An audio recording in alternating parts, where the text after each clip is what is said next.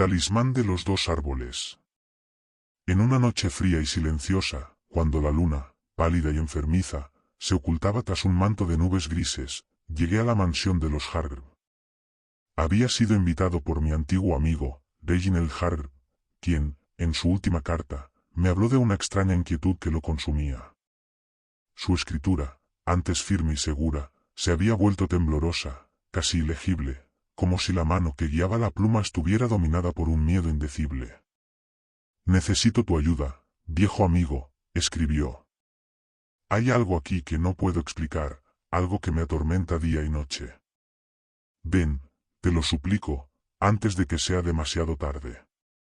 La mansión, un edificio gótico de piedra desgastada, se alzaba en medio de un páramo desolado.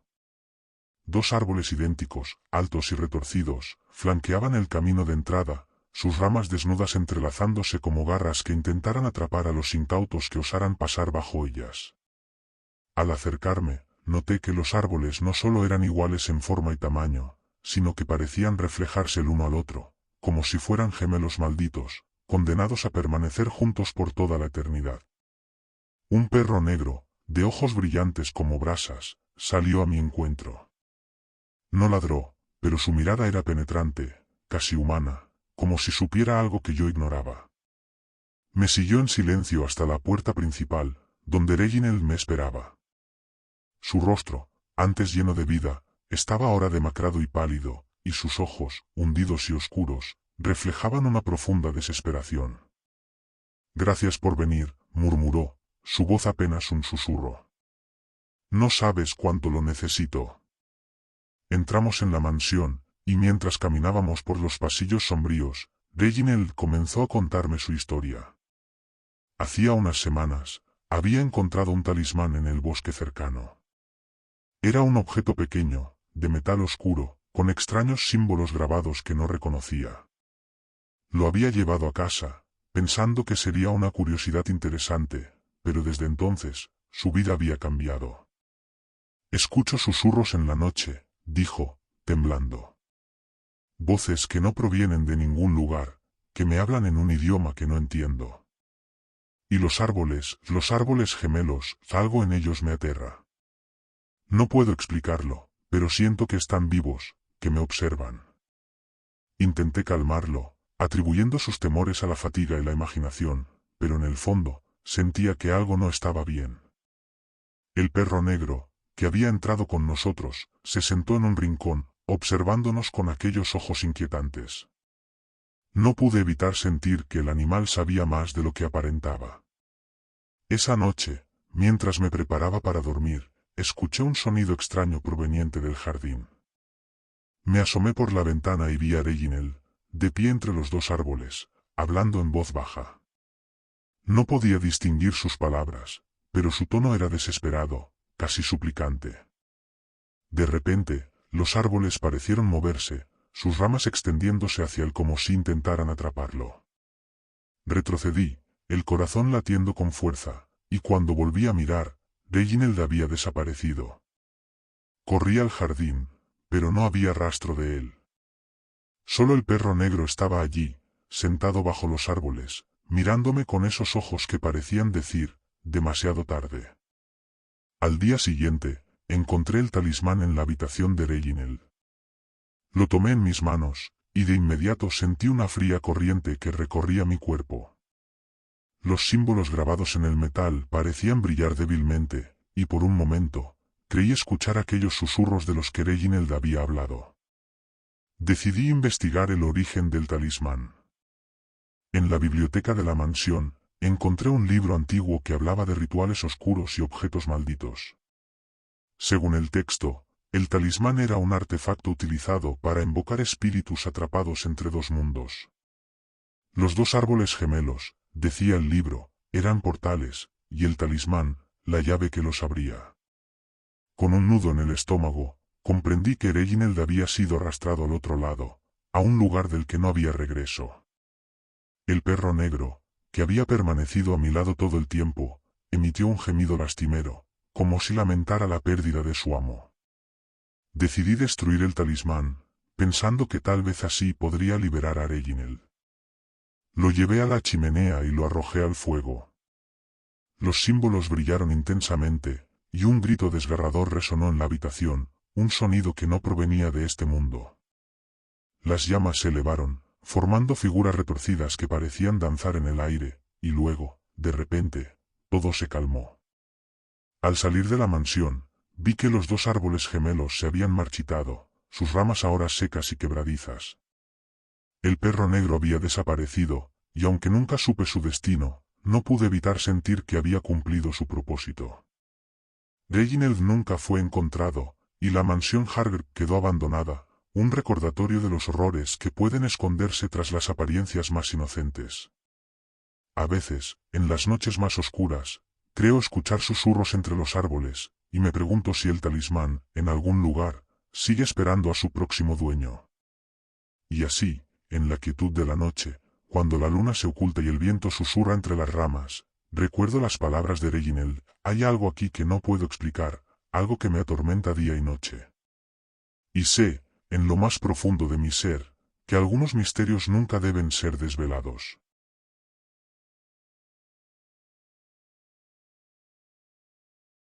El susurro en la oscuridad. En el año 1959, en un remoto rincón de los Apalaches, un hombre de nombre Elías se hallaba al borde de la locura. Aquel desdichado, otrora hombre cabal y respetado en la comunidad, había sucumbido a la angustia de una presencia que, según sus dichos, le acechaba en las sombras. Su historia, que comenzó como un relato de desgracia personal, se convirtió en una leyenda que aún hoy atormenta a quienes la escuchan.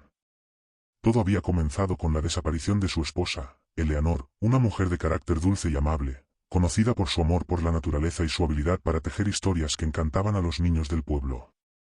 Una noche de tormenta, Eleanor salió a buscar leña para mantener el fuego encendido en la cabaña. Elías, agotado después de un largo día de trabajo, se quedó dormido mientras la esperaba. Cuando despertó, ella no había regresado.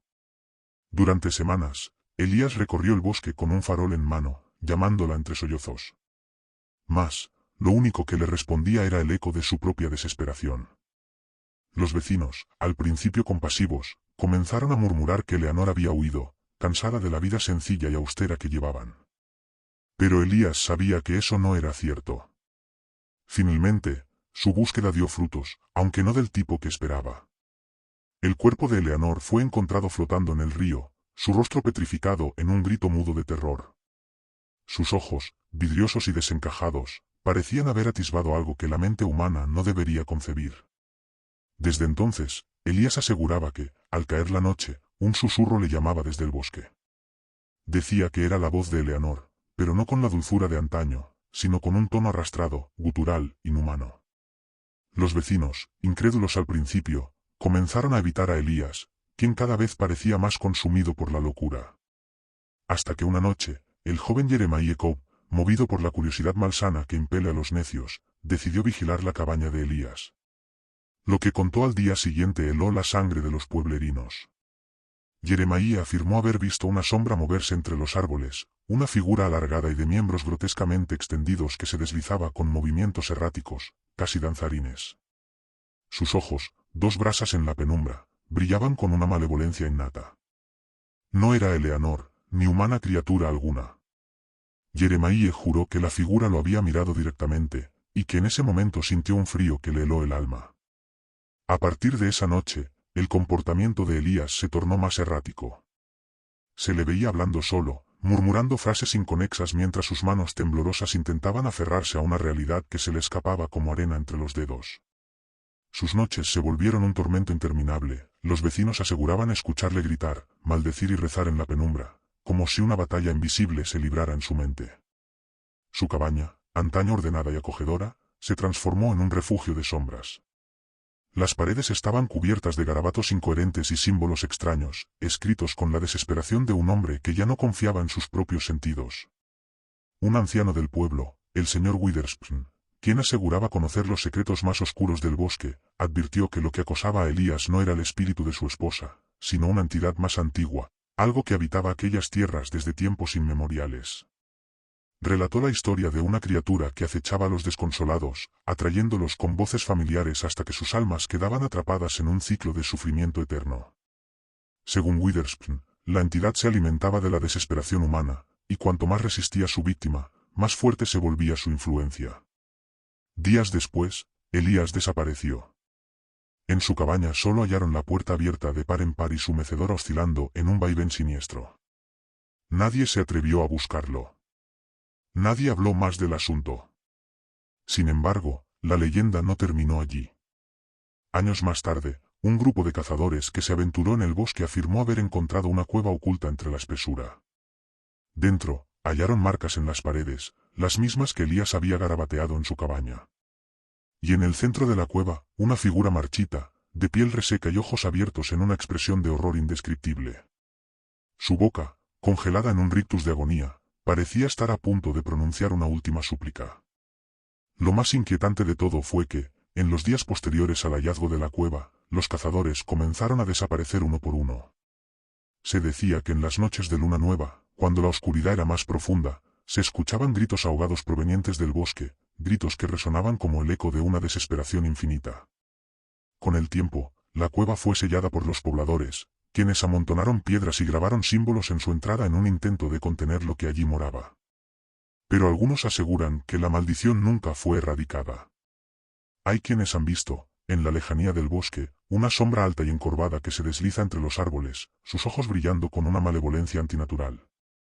Décadas después, la leyenda de Elías seguía atormentando a quienes osaban mencionarla. En 2003, un grupo de documentalistas se aventuró en el bosque para investigar la cueva. Las grabaciones que recuperaron mostraban sombras moviéndose entre los árboles, y en el último metraje, el sonido inconfundible de un susurro gutural llamando por sus nombres. Hoy en día, quienes cruzan el bosque cuentan historias de avistamientos fugaces, de figuras acechando entre la maleza y de voces susurrando en la penumbra. Algunos excursionistas han sido encontrados días después, con el cabello cano de terror y las mentes irremediablemente rotas.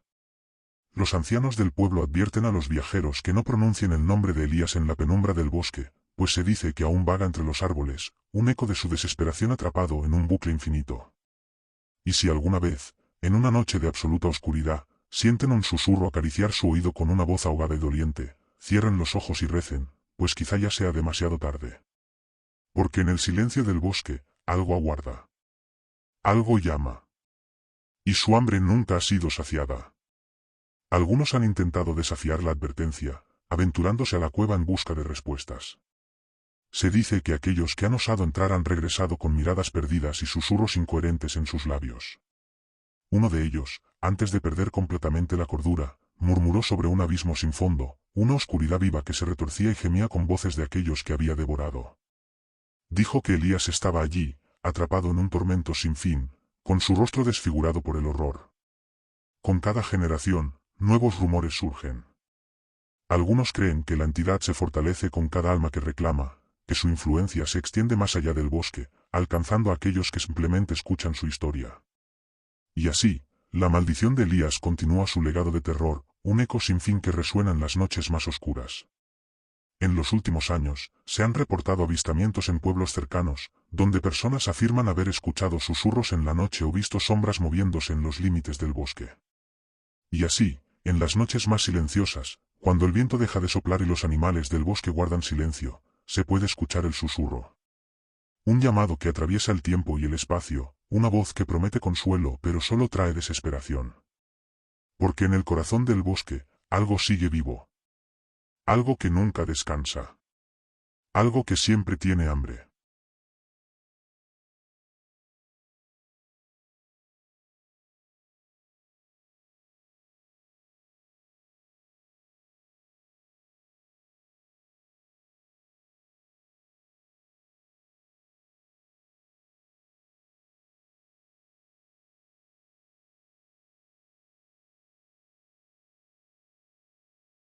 El eco de las sombras.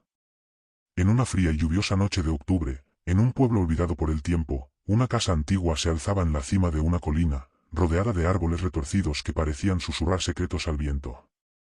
La casa, conocida por los habitantes del lugar como la residencia Blackwood, había sido abandonada durante décadas, pero su historia era recordada con temor y reverencia. Aquel lugar, decían, estaba maldito, y quienes se atrevían a acercarse a sus puertas jamás regresaban para contarlo. Las leyendas hablaban de una familia que había vivido allí, los Blackwood, cuyo nombre se había desvanecido de los registros históricos como si hubieran sido borrados de la existencia misma. Se rumoreaba que el último de los Blackwood, un hombre llamado Elías, había desaparecido una noche sin dejar rastro, y desde entonces, la casa había permanecido vacía, como si aguardara su regreso. En el interior de la casa, el tiempo parecía haberse detenido. Los muebles estaban cubiertos por una espesa capa de polvo, y las paredes, otrora blancas, ahora estaban manchadas por la humedad y el moho. En el centro de la sala, un sofá de cuero desgastado yace en silencio, como si esperara a alguien que nunca llegaría. Frente a él, una televisión antigua, de esas que tenían grandes botones y una pantalla convexa, se alzaba como un altar oscuro. Su pantalla, negra y vacía, reflejaba la luz tenue de la luna que se filtraba por las ventanas rotas. El aparato, un modelo de los años 50, parecía fuera de lugar en aquel entorno decadente, como si hubiera sido colocado allí recientemente, aunque el polvo que lo cubría sugería lo contrario. En un rincón de la sala, un gato de pelaje marrón y ojos dorados observaba con atención cada rincón de la habitación. El animal, llamado Oliver por los pocos que lo habían visto merodear por la casa, parecía ser el único ser vivo que habitaba aquel lugar. Pero Oliver no era un gato común. Su mirada penetrante y su comportamiento inquietante hacían pensar que, tal vez, era más que un simple felino. Los vecinos del pueblo decían que el gato había aparecido poco después de la desaparición de Elías Blackwood, y que desde entonces, había vagado por la casa como un espectro silencioso. Algunos incluso afirmaban que Oliver no envejecía, que era el mismo gato que habían visto décadas atrás, con la misma mirada fría y calculadora. Una noche, mientras la lluvia golpeaba con furia las ventanas de la casa, un hombre llamado Victor Hargrave llegó a la residencia Blackwood. Victor era un escritor obsesionado con lo macabro, y había escuchado las historias sobre la casa maldita. Decidió que aquel lugar sería el escenario perfecto para su próxima novela, una obra que, según él, lo consagraría como el maestro del terror moderno. Victor no creía en fantasmas ni maldiciones, para él, todo tenía una explicación lógica, y estaba convencido de que las leyendas sobre la casa no eran más que supersticiones alimentadas por la ignorancia y el miedo. Sin embargo, algo en la atmósfera de aquel lugar lo hizo dudar de sus propias convicciones. Al cruzar el umbral de la casa, Víctor sintió un escalofrío recorrer su espalda. El aire era pesado y olía a moho y decadencia. Con una linterna en mano, exploró cada rincón de la casa, tomando notas mentalmente sobre los detalles que incluirían su libro. Las paredes estaban cubiertas de papel tapiz descolorido, y el suelo crujía bajo sus pies con cada paso que daba. En la sala, el sofá y la televisión llamaron su atención de inmediato. El sofá, aunque viejo y desgastado, parecía haber sido colocado cuidadosamente en el centro de la habitación, como si alguien lo hubiera estado usando recientemente. La televisión, por su parte, emitía un leve zumbido, como si estuviera encendida, aunque la pantalla permanecía oscura. Víctor decidió sentarse en el sofá, que crujió bajo su peso, y encendió la televisión. Para su sorpresa, el aparato funcionó, aunque la imagen era borrosa y llena de interferencias. De repente, la pantalla se iluminó con una luz brillante, y Víctor se encontró mirando una escena que lo dejó paralizado. Era la sala en la que se encontraba, pero en un tiempo pasado. El sofá estaba nuevo, la televisión reluciente, y en el centro de la habitación había una figura oscura, de rasgos indistintos, que parecía mirarlo directamente a él. La figura no se movía, pero su presencia era abrumadora, como si emanara una energía maligna que llenaba la habitación. Víctor intentó levantarse, pero descubrió que no podía moverse. Estaba atrapado en el sofá, como si una fuerza invisible lo mantuviera preso. La figura en la pantalla comenzó a acercarse, y Víctor sintió un frío intenso que lo envolvió por completo. De repente, la televisión se apagó, y la sala quedó en silencio. Víctor, temblando, logró liberarse del sofá y se alejó rápidamente de la televisión. Oliver, el gato marrón, lo observaba desde su rincón, con una expresión que parecía mezclar curiosidad y advertencia. Decidido a no dejarse intimidar, Víctor continuó explorando la casa. Subió las escaleras que llevaban al segundo piso, donde encontró varias habitaciones, todas vacías excepto por una. En el cuarto principal, había una cama antigua, un armario y un espejo cubierto por un paño negro. Víctor retiró el paño y se miró en el espejo, pero lo que vio lo dejó helado. Reflejado en el cristal no estaba él, sino la figura oscura que había visto en la televisión. Con un grito, retrocedió y tropezó con el armario, que se abrió de golpe. Dentro, encontró una serie de objetos extraños, fotos antiguas, cartas amarillentas y un diario con el nombre de Elias Blackwood escrito en la portada. Víctor comenzó a leer el diario, y con cada página que pasaba, su terror crecía. Elias Blackwood había sido un hombre obsesionado con la idea de capturar el alma humana. Creía que, a través de la tecnología, podía transferir la esencia de una persona a un objeto inanimado, preservándola para la eternidad. En las últimas entradas del diario, Elias describía sus experimentos con la televisión, que había modificado para servir como un portal hacia otra dimensión. Había logrado capturar algo, pero no era un alma humana, sino algo mucho más oscuro. La última entrada del diario decía: no puedo controlarlo. Está aquí, en la casa, en la televisión. Me está llamando. Tengo que irme, pero no puedo.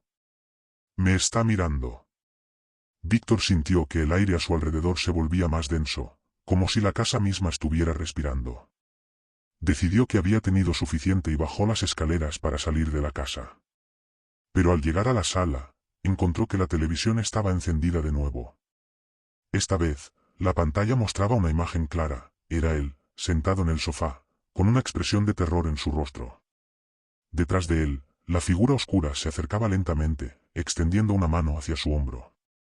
Víctor intentó correr, pero sus piernas no respondían. Oliver, el gato, maulló con fuerza, como si intentara advertirle, pero ya era demasiado tarde. La figura en la pantalla salió de la televisión, y Víctor sintió que algo lo agarraba del brazo.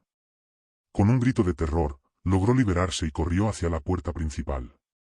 Pero al abrirla, se encontró no con la noche lluviosa, sino con la misma sala, repetida infinitamente como en un espejo. Víctor nunca fue visto de nuevo. Desde entonces, se dice que en las noches de luna llena, la televisión de la casa se enciende sola, y aquellos que se atreven a mirar su pantalla ven la figura oscura, que los llama por su nombre, invitándolos a unirse a ella en su eterno encierro.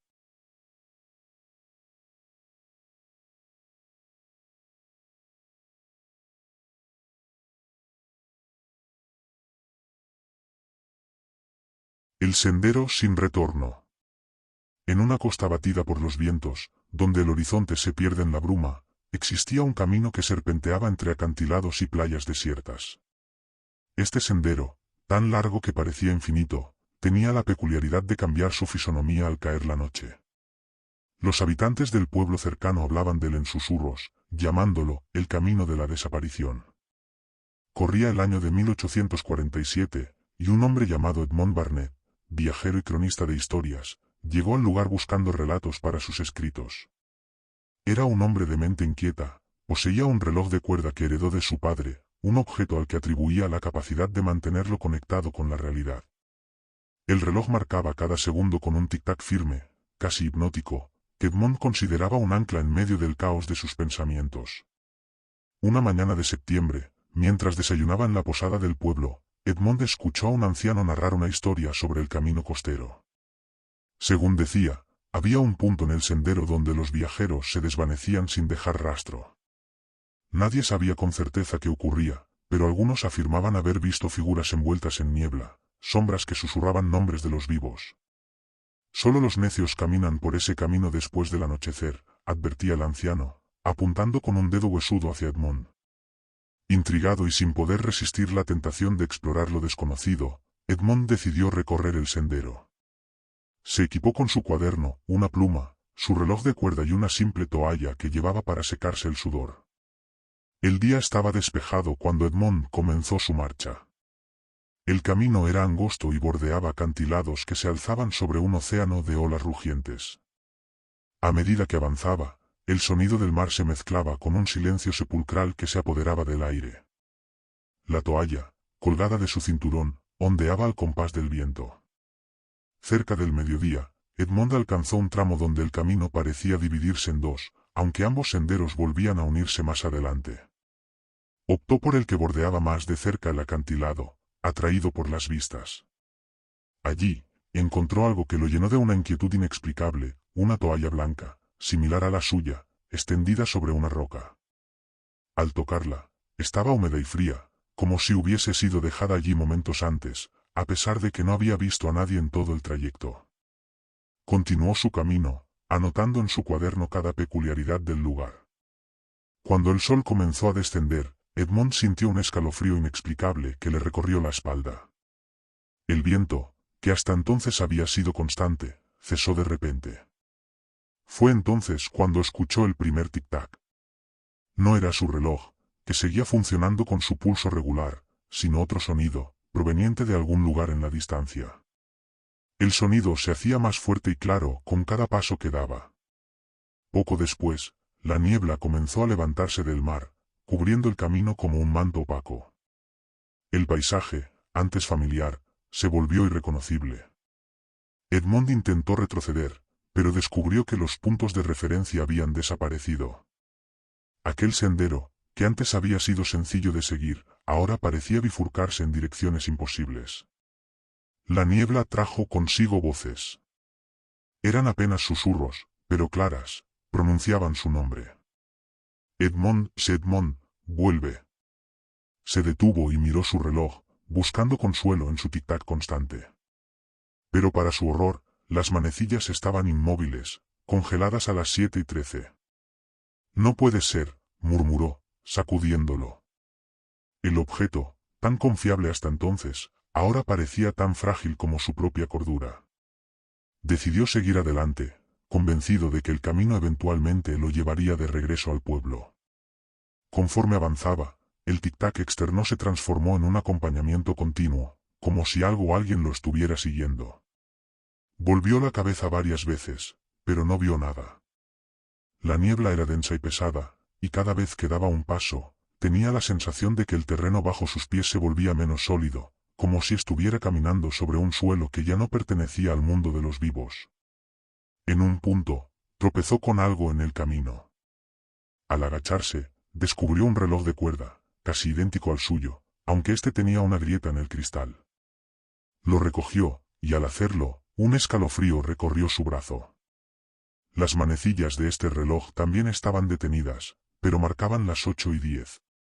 Edmond se dio cuenta de que el reloj que había encontrado no estaba solo. A lo largo del sendero, aparecieron otros objetos, un sombrero, un zapato, una mochila deshilachada.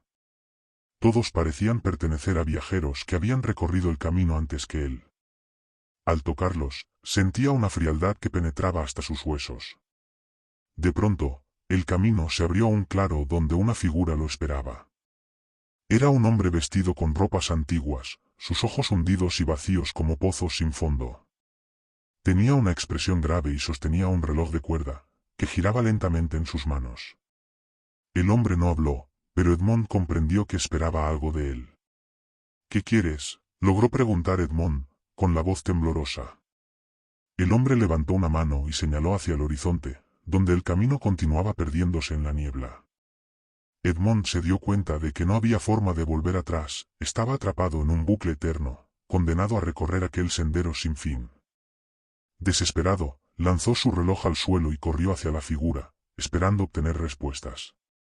Pero cuando estuvo lo suficientemente cerca, el hombre desapareció, dejando tras de sí solo un eco, el tic-tac de su reloj, que ahora sonaba dentro de la cabeza de Edmond. A medida que los días y las noches se entremezclaban en un ciclo sin fin, Edmond comenzó a olvidar su propósito, su origen, y finalmente, su propio nombre.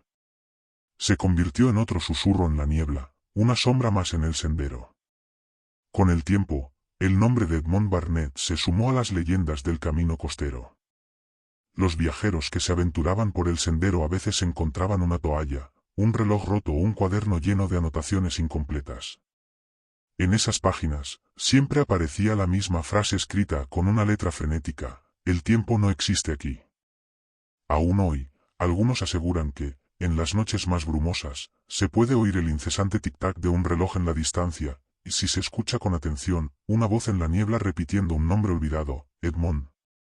Edmond. Pero aquellos que oyen el nombre, cuentan también que, si prestan demasiada atención, sentirán un escalofrío recorrer su espalda y una sombra moverse a su lado. Y si miran de reojo, tal vez vean un hombre de ojos vacíos sosteniendo un reloj de cuerda, esperando su próximo compañero de viaje en el sendero sin retorno.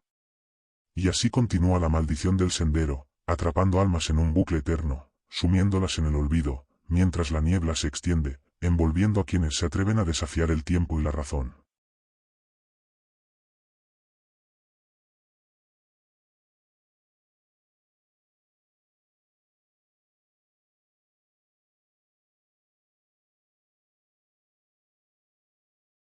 El eco de los gemelos.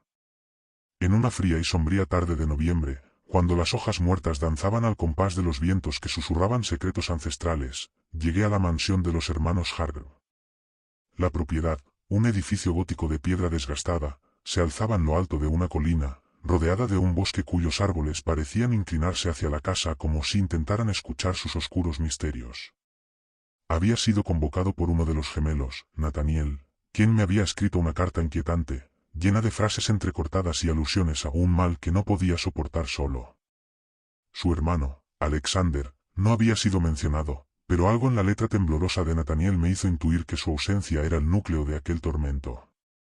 Al cruzar el umbral de la mansión, fui recibido por un silencio sepulcral, solo interrumpido por el crujir de las maderas bajo mis pasos. Nathaniel me esperaba en el salón principal, sentado junto a una chimenea cuyas llamas parecían luchar por mantenerse vivas. Su rostro, pálido y demacrado, reflejaba una angustia profunda.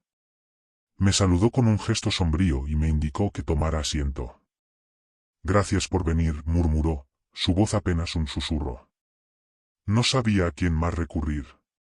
«¿Dónde está Alexander?», pregunté, notando de inmediato la ausencia del otro gemelo.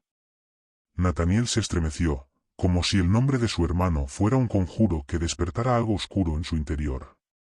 Bajó la mirada, y tras un largo silencio, respondió: «Alexander está ausente.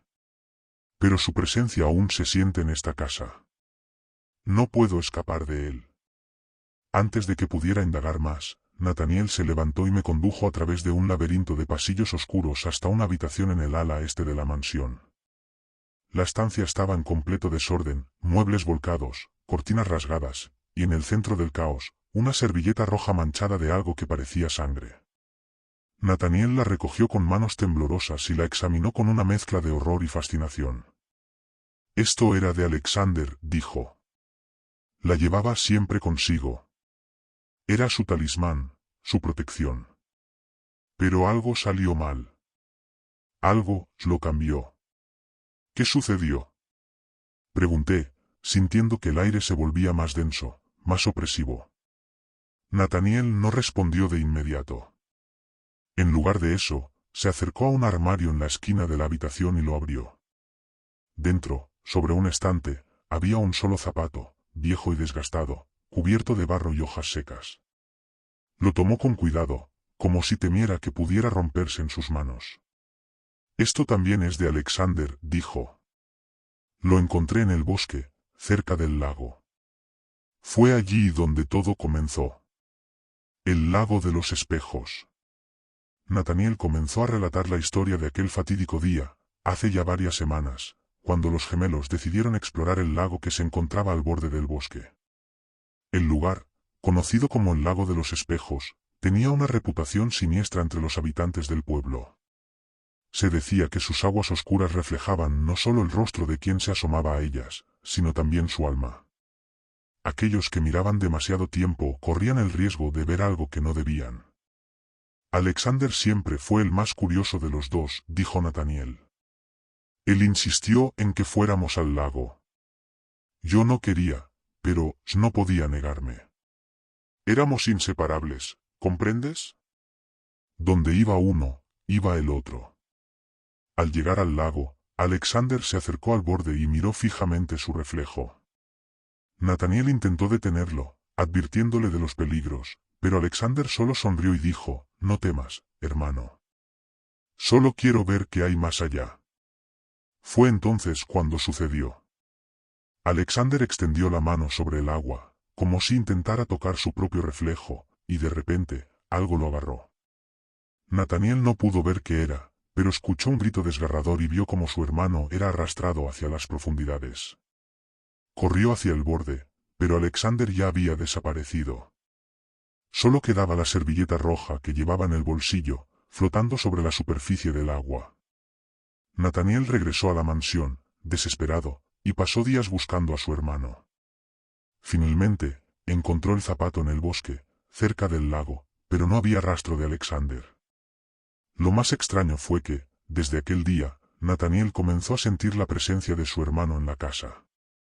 Escuchaba sus pasos en los pasillos, su risa en las habitaciones vacías, y a veces, incluso veía su reflejo en los espejos, aunque sabía que no podía ser real. Pero lo peor, dijo Nathaniel, su voz temblando, es que a veces siento que él está dentro de mí. Como si nuestras almas se hubieran fusionado. No sé qué hacer. No sé cómo liberarme de él. El reflejo perdido. Aquella noche, mientras me preparaba para dormir en una de las habitaciones de la mansión, escuché un ruido proveniente del pasillo. Me levanté, armado con una vela, salí a investigar. El pasillo estaba en penumbra, pero al final del corredor vi una figura parada frente a un espejo. Era Nathaniel, o al menos eso creí en un principio. Pero cuando me acerqué, me di cuenta de que algo estaba mal. La figura se volvió hacia mí, y aunque su rostro era idéntico al de Nathaniel, sus ojos brillaban con una luz extraña, casi sobrenatural. Sonrió, pero no era una sonrisa de alegría, sino de triunfo, como si hubiera ganado una batalla secreta. ¿Qué haces aquí?, pregunté, tratando de mantener la calma. Soy Alexander, dijo la figura, y su voz era un eco distorsionado, como si viniera de muy lejos. Nathaniel ya no está. Él me dejó entrar. Antes de que pudiera reaccionar, la figura se desvaneció, dejando solo un frío que se apoderó de mi cuerpo. Corrí de regreso a mi habitación y cerré la puerta con llave, pero no pude dormir el resto de la noche. Al amanecer, encontré a Nathaniel en el salón, sentado en la misma silla junto a la chimenea. Parecía más tranquilo, pero algo en su mirada me hizo dudar de su identidad. ¿Estás bien?, pregunté. Sí, respondió, y su voz sonó extrañamente serena. Alexander ha encontrado la paz. Y yo también. No supe qué decir.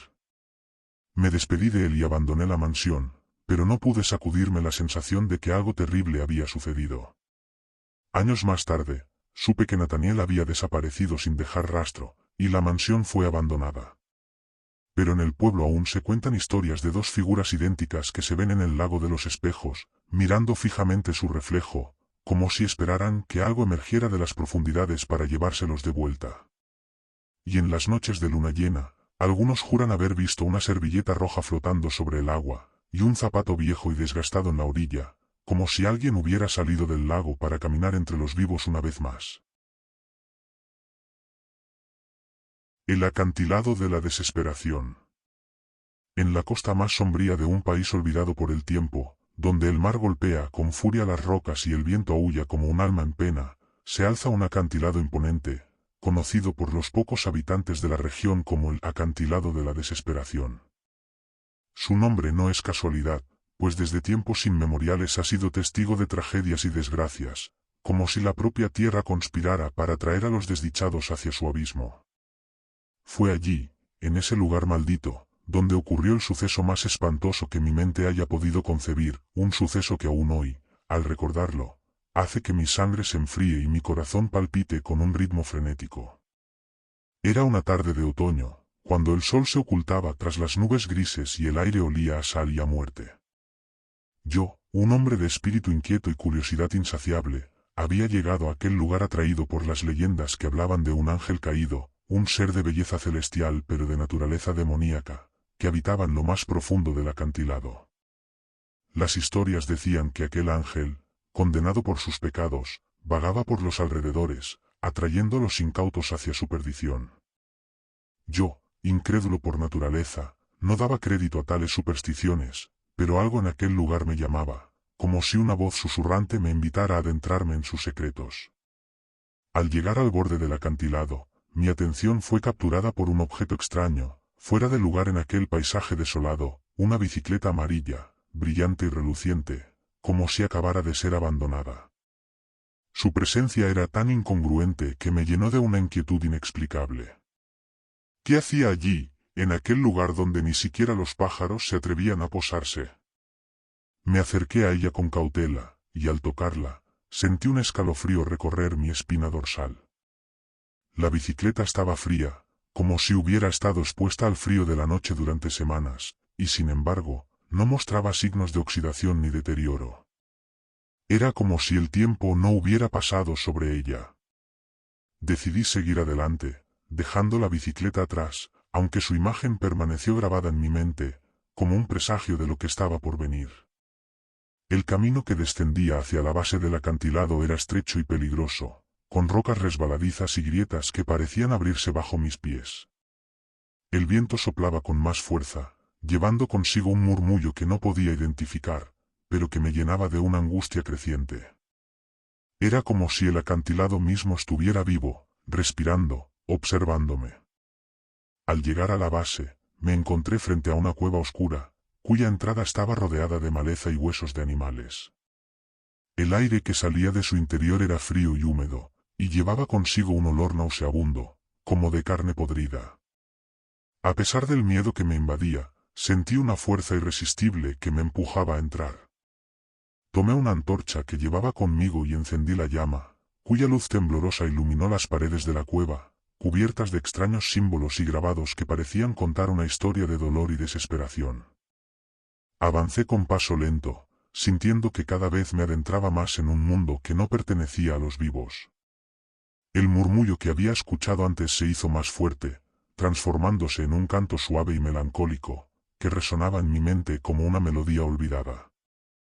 Era una voz femenina, dulce y aterradora a la vez, que me llamaba por mi nombre. Sentí que mi voluntad se debilitaba, y aunque una parte de mí quería huir, otra me obligaba a seguir adelante. Finalmente, llegué a una cámara amplia, iluminada por una luz tenue que parecía emanar de las paredes. En el centro de la habitación, sobre un pedestal de piedra, había una figura que me dejó sin aliento. Era un ángel, pero no como los que se describen en los libros sagrados. Este ángel tenía alas negras como la noche, y su rostro, aunque de una belleza sobrecogedora, estaba marcado por una expresión de odio y desesperación.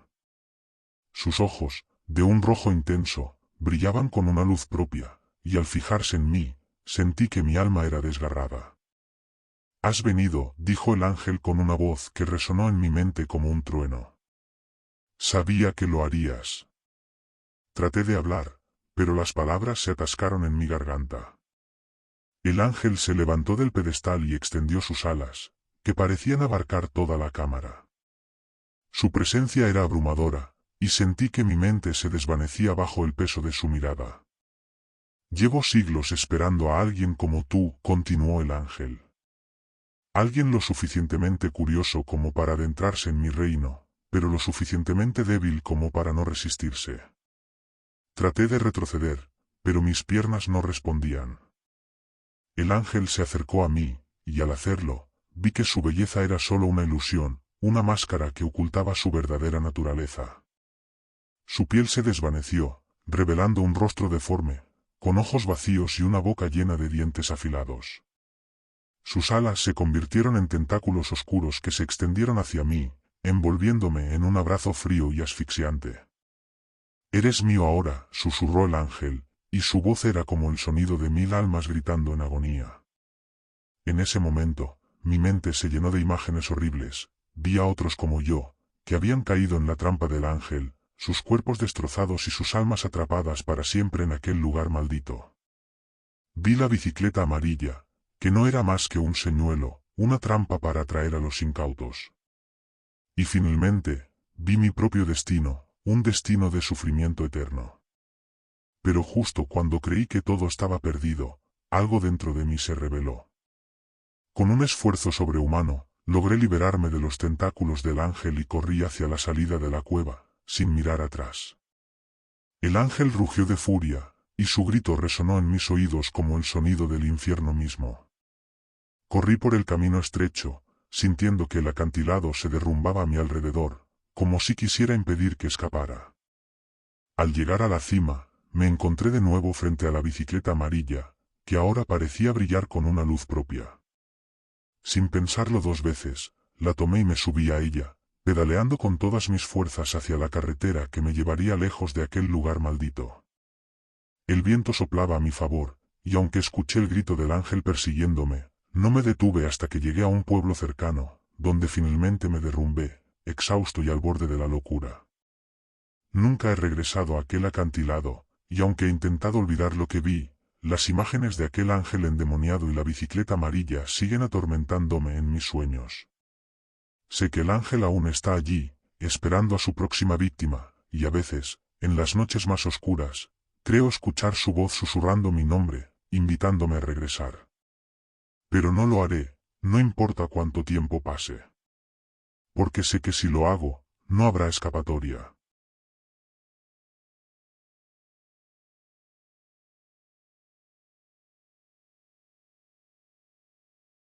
La Casa de las Sombras. En la penumbra de la antigua ciudad de Cádiz, donde las olas del Atlántico azotaban con lúgubre constancia las murallas carcomidas por el tiempo, vivía un hombre de nombre Gaspar Varela. Su existencia había sido un susurro entre sombras, una vida de recogimiento y estudio, apartada de la efímera vanidad del mundo. Sin embargo, su erudición lo había llevado por caminos oscuros, en la persecución de conocimientos vedados al entendimiento común.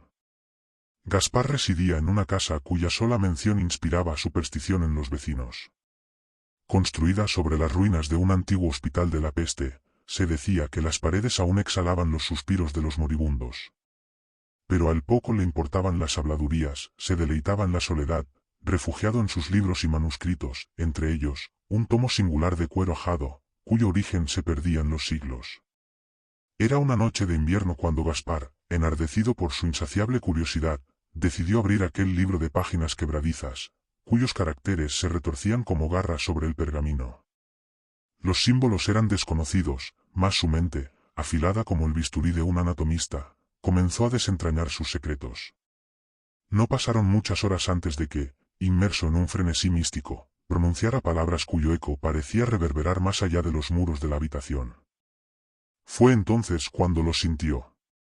Un murmullo, un roce sutil en el aire denso de la estancia, como si algo o alguien respondiera a su llamado. El candil titiló y una sombra se deslizó, errante, por el suelo de madera. Gaspar sintió el frío reptar por su espina dorsal, pero su razón, aún enardecida, lo impulsó a continuar. Sin embargo, aquella osadía marcó el inicio de su perdición. Las noches siguientes se tornaron una espiral de delirios. Voces susurraban en el umbral de su puerta, ecos de risas que se disolvían en el viento. Su reflejo en el espejo comenzó a distorsionarse, mostrándole facciones ajenas, ajadas por una vejez imposible.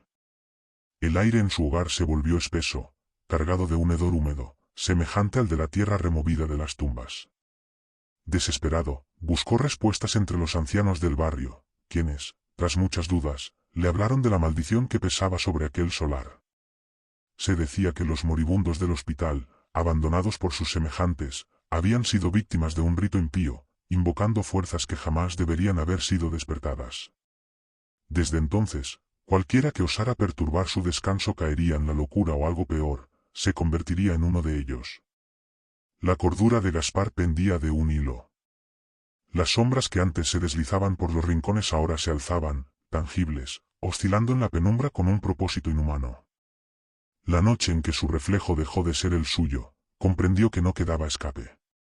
Sus gritos resonaron en la madrugada, despertando a los vecinos, quienes al irrumpir en la casa encontraron solo el libro, abierto en una página donde las palabras parecían aún arder con un fulgor enfermizo. Jamás se halló su cuerpo. Algunos dicen que fue arrastrado a las tinieblas que él mismo conjuró, otros aseguran que aún vaga por la casa, atrapado entre este mundo y el otro, condenado a repetir los mismos actos, noche tras noche, como un eco de su propia demencia. Mas lo cierto es que, desde entonces, nadie ha osado habitar aquella morada maldita, donde los susurros nunca cesan y las sombras parecen recordar. Años después, un historiador llamado Joaquín Montoro llegó a Cádiz con la intención de descubrir la verdad detrás de la leyenda de Gaspar Varela. Su fascinación por lo oculto lo llevó hasta la ruinosa casa, donde las piedras parecían gemir bajo el peso del tiempo. Armado con linternas y grabadoras, se aventuró en su interior, solo para ser testigo de lo inexplicable. Esa primera noche, el ambiente parecía contener una presencia insidiosa. Sus pasos resonaban en los corredores como si no estuviera solo. A medianoche, una brisa helada recorrió la estancia principal, y los muebles crujieron como si algo invisible se desplazara entre ellos. Al revisar las viejas estanterías, encontró notas manuscritas de Gaspar, donde hablaba de sombras que acechaban y un reflejo que lo miraba con ojos de otro mundo. El historiador, lejos de amedrentarse, decidió pasar una segunda noche en la casa. Sin embargo, los fenómenos se intensificaron. Escuchó golpes provenientes del sótano, donde descubrió una trampilla que daba acceso a una cámara olvidada. En su interior, halló un altar cubierto de polvo, con restos de cera derretida y símbolos semejantes a los del libro que Gaspar había estudiado. Mientras inspeccionaba el altar, sintió un escalofrío recorrer su espalda.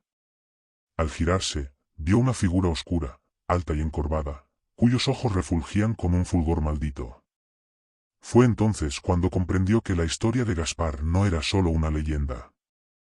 Con el terror aprisionándole el pecho, huyó de la casa, dejando tras de sí su equipo y sus anotaciones.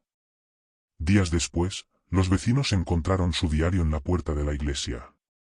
Sus páginas estaban llenas de garabatos incoherentes, salvo por una última frase escrita con trazo tembloroso: las sombras recuerdan y esperan. Desde aquel día, nadie volvió a cruzar el umbral de la casa maldita, donde los ecos de la locura siguen resonando en la penumbra eterna. Tiempo después, un sacerdote, intrigado por los rumores, decidió bendecir la casa, creyendo poder apaciguar las almas que allí moraban. Pero al cruzar el umbral, sintió un peso indescriptible sobre sus hombros, un susurro que se filtró en su mente, hablándole con la voz de Gaspar. La luz de su lámpara tembló y, antes de que pudiera avanzar, la puerta se cerró tras él con un estruendo ensordecedor. Su grito quedó atrapado en la oscuridad, y jamás se le volvió a ver.